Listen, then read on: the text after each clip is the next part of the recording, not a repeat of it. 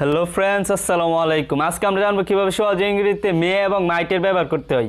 আমরা প্রায় ইংরেজিতে মে এবং মাইটের ব্যবহার করে থাকি এবং মে এবং মাইট ইংরেজিতে অনেক গুরুত্বপূর্ণ দুটি অক্সিলারি ভার্ব।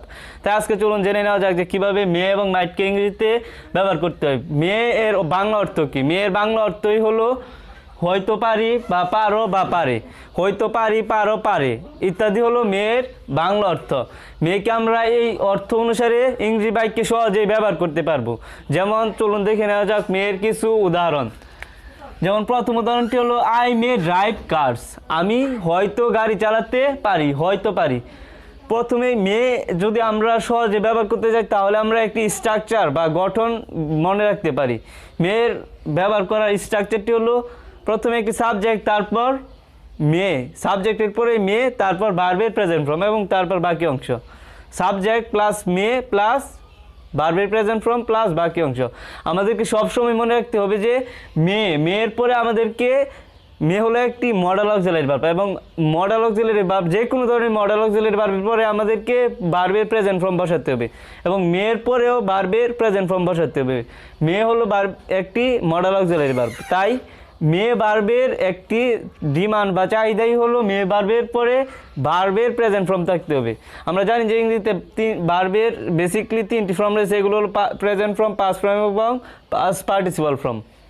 এখানে ভার্বের কিছু প্রেজেন্ট ফর্ম রয়েছে, যেমন সুইম মানে সাঁতার কাটা, ড্রাইভ, ওয়াক, তারপর স্পিক, ফিল, সিং, নো, এগুলো হলো ভার্বের প্রেজেন্ট ফর্ম। এই ভার্বগুলোকে এখানে যে ভার্বগুলো রয়েছে এগুলোর বাংলা অর্থ দেওয়া রয়েছে এখানে। এই ভার্বগুলোকে আপনি মেয়ের পরে ব্যবহার করতে পারবেন কারণ এগুলো হলো ভার্বের প্রেজেন্ট ফর্ম। যেমন স্ট্রাকচার কি, সাবজেক্ট প্লাস মে প্লাস ভার্বের প্রেজেন্ট ফর্ম। যেমন এখানে একটি বাক্য, প্রথম বাক্যটি হলো আই মে ড্রাইভ, আমি, ড্রাইভ কি একটি ভার্বের প্রেজেন্ট ফর্ম। ড্রাইভার তো কি চালানো, কোনো কিছু যানবাহন চালানোকে ড্রাইভ বলা হয়। যেমন আই মে ড্রাইভ কার্স, আমি গাড়ি চালাতে পারি, আমি হয়তো গাড়ি চালাতে পারি। মেয়ের বাংলা অর্থ কি, হয়তো পারি। এখানে হয়তো পারি অর্থে ব্যবহৃত হবে আই মে ড্রাইভ কার্স, আমি হয়তো গাড়ি চালাতে পারি। তারপর দ্বিতীয় বাক্যটি হলো ইউ মে ড্রাইভ কার্স, তুমি হয়তো গাড়ি চালাতে পারো। যখন ইউর সাথে ব্যবহৃত হবে তখন হয়তো পারো অর্থে ব্যবহৃত হবে, আর যখন আয়ের সাথে ব্যবহৃত হবে তখন হয়তো পারি অর্থে ব্যবহৃত হবে। ইউ মে ড্রাইভ কার্স, তুমি হয়তো গাড়ি চালাতে পারো। আপনি সহজেই মেয়ের বাংলা অর্থটিকে জেনে এই বাক্যগুলোতে ব্যবহার করতে পারবেন। হয়তো পারি, হয়তো পারো, হয়তো পারে, হয়তো পারি, হয়তো পারো, হয়তো পারে, তিনটি অর্থই মেয়ে ব্যবহৃত হয়। তারপর তৃতীয় বাক্যটি হলো হি মে ফিল ইউ, সে হয়তো তোমাকে অনুভব করতে পারে। ফিল অর্থ কি, অনুভব করা, এবং ফিল হলো ভার্বের একটি প্রেজেন্ট ফর্ম, তাই আমরা ফিলকে মেয়ের পরে সহজে ব্যবহার করতে পারবো। প্রথমে আমরা এখানে একটি সাবজেক্ট নিয়েছি, সাবজেক্টটি হলো হি, তারপর আমরা সাবজেক্টের পরে কী করতে হবে, মেয়ের ব্যবহার করতে হবে, তাই আমরা মেয়ে নিয়েছি। হি মে ফিল, সে হয়তো অনুভব করতে পারে, ইউ মানে তোমাকে, ইউকে একটি এখানে object. He may feel you, সে হয়তো তোমাকে অনুভব করতে পারে। এবং আপনাকে আরেকটি জিনিস ফলো করতে হবে যে এখানে হি কী ধরনের একটি subject, third person singular number. He একটি third person singular number. He third person singular number হওয়ার সত্ত্বেও এখানে ফিলের সাথে কোনো এস বাই এস যুক্ত হয়নি, কোনো এস বাই এস কী হয়নি, যুক্ত হয়নি। আমরা জানি যে যদি আমরা টেন্সের দিকে দেখি, প্রেজেন্ট ইনডিফিনিট টেন্সে যদি কী হয়, সাবজেক্ট যদি থার্ড পারসন সিঙ্গুলার নাম্বার হয়, কোনো সময় যদি subject third person singular number হয় প্রেজেন্ট ইনডিফিনিট টেন্সে, তাহলে আমরা কী করি, ভার্বের সাথে এস বাই এস যোগ করি। কিন্তু মডাল অক্সিলারি ভার্ব ব্যবহার করার সময় আমরা কখনোই ভার্বের সাথে সাবজেক্ট যদিও থার্ড পারসন সিঙ্গুলার নাম্বার হয় তবু আমরা ভার্বের মেইন ভার্বের সাথে আমরা কখনোই এস বাই এস যোগ করতে পারবো না, বা আমাদের কোনো দরকারও নেই এস বাই এস যোগ করার।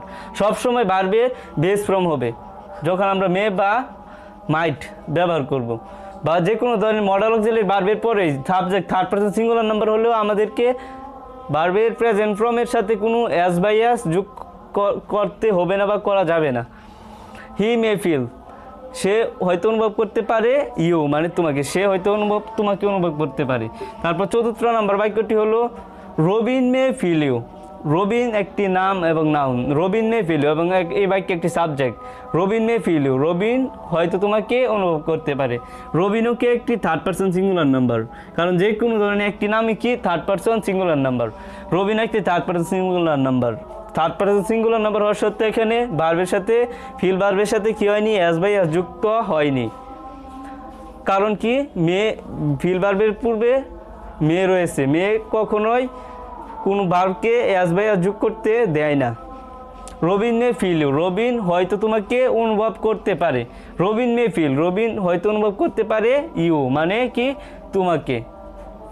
তারপরে এবার চলুন দেখে নেওয়া যাক যে কীভাবে আমরা বাক্যে সহজেই মাইটের ব্যবহার করব। মাইট, মাইট হলো মেয়ের পাস ফ্রম। মাইট কি মেয়ের পাস ফ্রম। আমরা অতীতের কোনো কিছু বোঝাতে কী করি মাইট ব্যবহার করি, এবং বর্তমানের কোনো কিছু বোঝাতে আমরা মে ব্যবহার করি। যেমন হয়তো বর্তমানে কোনো সামর্থ্য থাকে বোঝাতে আমরা মেয়ের ব্যবহার করি, এবং মাইট আমরা অতীতের কোনো কিছু করার সামর্থ্য থেকেছিল বা থাকতো বোঝাতে আমরা মাইটের ব্যবহার করি। যেমন মাইটের ব্যবহার যদি আমরা সহজে করতে চাই তাহলে প্রথমে আমাদেরকে মাইটের একটি বাংলা অর্থ জানতে হবে, এবং মাইটের বাংলা অর্থটি হলো হয়তো পারতাম বা হয়তো পারতো, হয়তো পারতে। তিনটে অর্থে ব্যবহৃত হয় সাবজেক্ট অনুযায়ী। হয়তো পারতাম, পারতে বা পারতো, এগুলো মানে কিছুটা পরিবর্তন হয়ে যায়। হয়তো পারতাম, হয়তো পারতো, হয়তো পারতে, এখানে তিনটি অর্থ রয়েছে। হয়তো পারতাম, হয়তো পারতো, হয়তো পারতে। যেমন চলুন এবার কিছু বাক্যের মাধ্যমে মেয়ের ব্যবহার আরও সহজে দেখে নেওয়া যাক।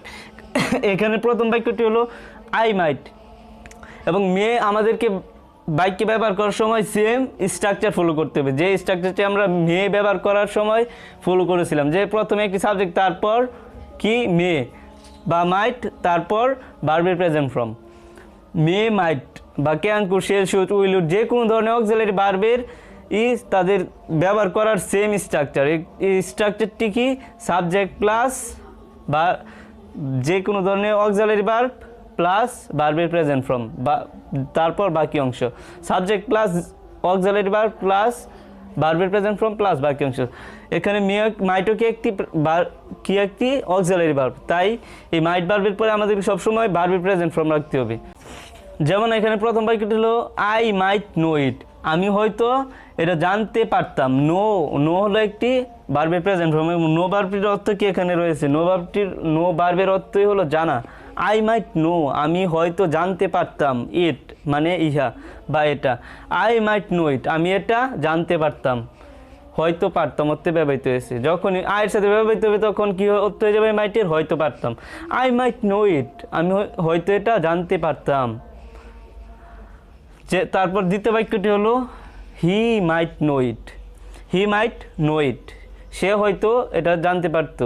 হি মাইট নো ইট, সে হয়তো এটা জানতে পারতো। তৃতীয় বাক্যটি হলো জুমু মাইট নো ইট, জুমুকে একটি নাউন এবং এই বাক্যে একটি subject, third person singular number subject. Jumu might know it, Jumu এটা হয়তো জানতে পারতো, জুমু হয়তো এটা জানতে পারতো। তমাল মাইট সিং, সিং হলো কি একটি ভার্বের প্রেজেন্ট ফর্ম। সিং ভার্বটির বাংলা অর্থ কি গান গাওয়া, এখানে রয়েছে সিং ভার্বটি হেয়ার, এখানে রয়েছে সিং অর্থ কি গান গাওয়া। তমাল মাইট সিং, তমাল হয়তো গান গাইতে পারতো। তমাল মাইট সিং, তমাল হয়তো গান গাইতে পারতো, হয়তো পারতো ব্যবহৃত হয়েছে। এতটুকুই ছিল আজকে মডাল অক্সিলারি ভার্ব মে এবং মাইট নিয়ে আলোচনা, এবং আপনাকে শুধু মে মাইটের বাংলা অর্থটি মনে রাখতে হবে এবং একটি সাধারণ সিম্পল স্ট্রাকচার মনে রাখতে হবে। এবং স্ট্রাকচারটি হলো আমি অনেকবারই এই ভিডিওতে বলে ফেলেছি, এই স্ট্রাকচারটি হলো সাবজেক্ট প্লাস মে মাইট প্লাস ভার্বের প্রেজেন্ট ফর্ম প্লাস বাকি অংশ। এই স্ট্রাকচার এবং এই মে মাইটের অর্থটি আপনি শুধু মনে রেখে ইংরেজিতে বিভিন্ন রকমের বাক্য আপনি সহজেই তৈরি করতে পারবেন, এবং আশা করি যে এই ভিডিওটি থেকে আপনি বুঝতে পেরেছেন কীভাবে মে এবং মাইটকে ইংরেজিতে ব্যবহার করতে হয়।